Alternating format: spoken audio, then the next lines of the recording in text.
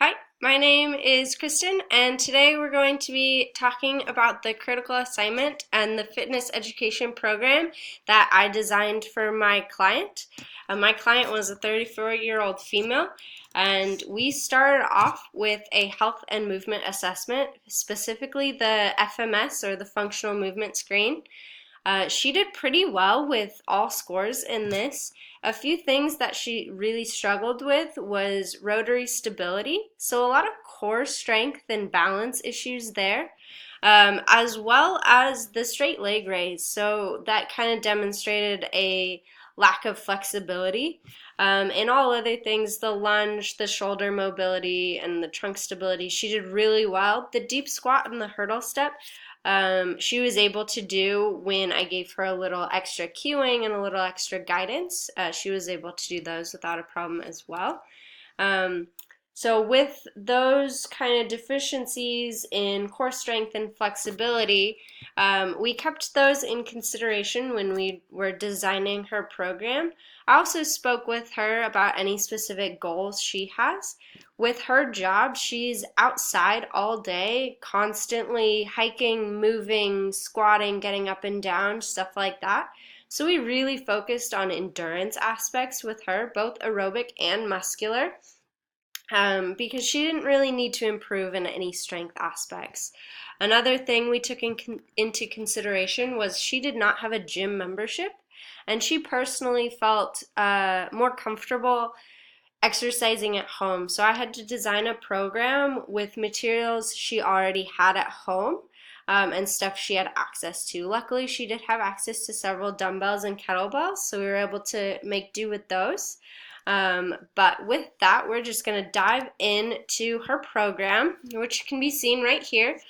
We focused on aerobic endurance in that first 4 weeks, and then on the next 4 weeks, we focused on muscular endurance. But there is some overlap because we do resistance training in that first mesocycle, and we do a lot of aerobic work in the second mesocycle as well. So she's not losing any of those training aspects in either cycle.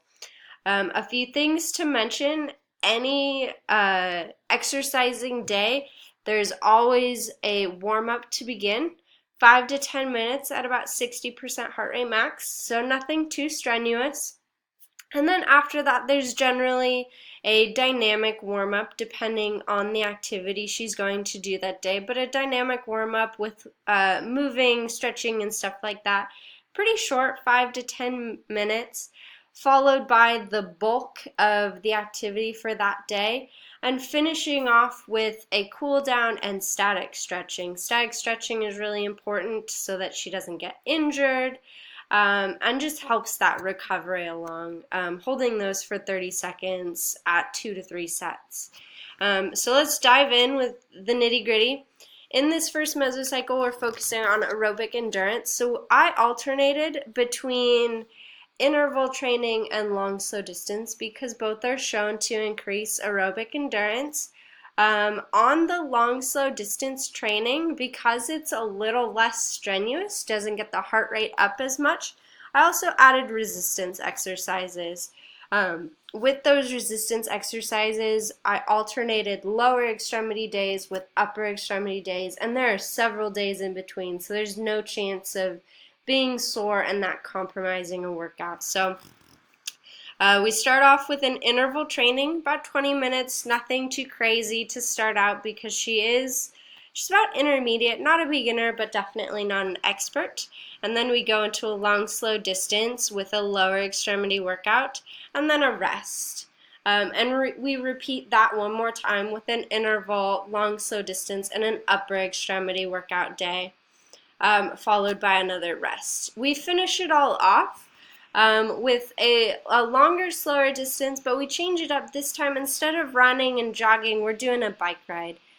Because when I was talking to the patient or the client, she indicated that she wanted to start bike riding more, which is really cool. And also, it just is less pressure on the joints, making it a really good workout and less pressure on the joints. So no chance of, or a lesser chance of injury there.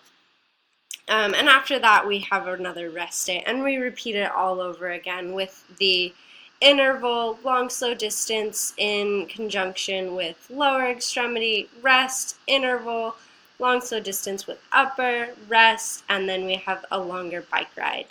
And that repeats for all 4 weeks, and we're slowly increasing time.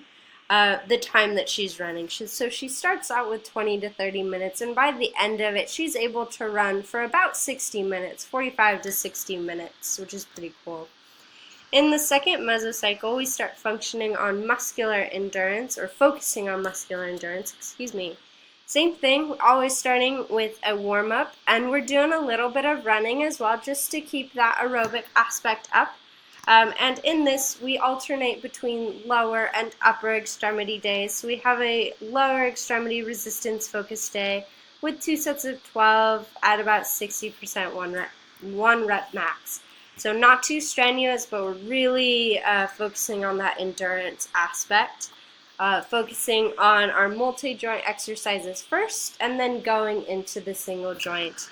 And again, ending with the static stretching as well. So same thing with the upper, warm-up, ending with static stretching, and 2 sets of 12 there. And then after those 2, we have a rest day. She's pretty tired at that point. And then we switch it up a little bit, and we're focusing more on the aerobic endurance again for this last day. So we start off with a warm-up, and then this time we have a long, slow run. Because this mesocycle is really focusing on muscular endurance, we add in a lot of core work. So we have the flutter butt kicks and bird dog plank, all that sort of stuff. Again, 3 sets of 12 or 30-second hold, focusing on the endurance aspect. And again, also ending with the static stretching. So after that, we have a rest day, and we kind of repeat it all over again. So we have that lower extremity day, an upper extremity day, a rest, and then we have the aerobic focus day. With the aerobic focus day, we do alternate between the long, slow runs and the interval, but always including that core aspect as well. So always keeping things interesting. She's never going to get bored with this program, and we're slowly increasing sets and reps and time. In a way that there should be very little chance of injury or burnout with this program. So with that being said, we're going to go into demonstrating a few of the exercise techniques that she has prescribed.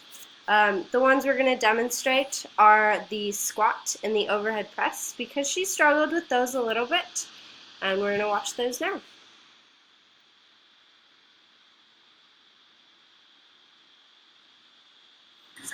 We're going to start with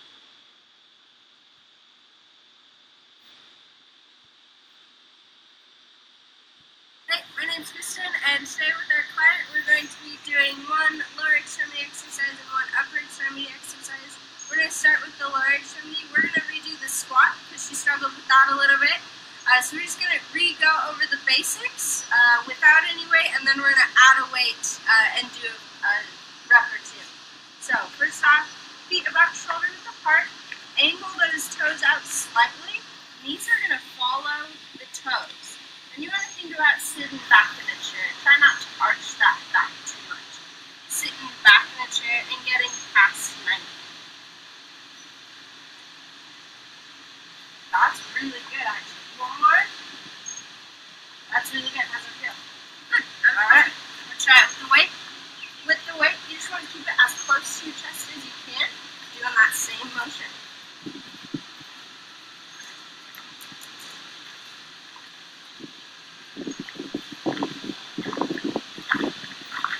I'm going to try and sit back for this last one. Good. Okay. That's really good. That's how we're going to do a squat. Thanks. The next exercise we're going to do is the overhead press. We're going to practice again without any weight and then add the 10-pound weights.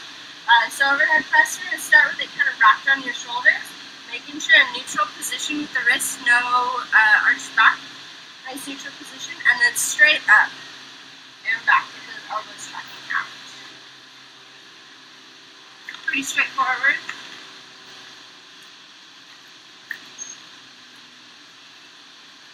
So make sure it's so nice and good. Good.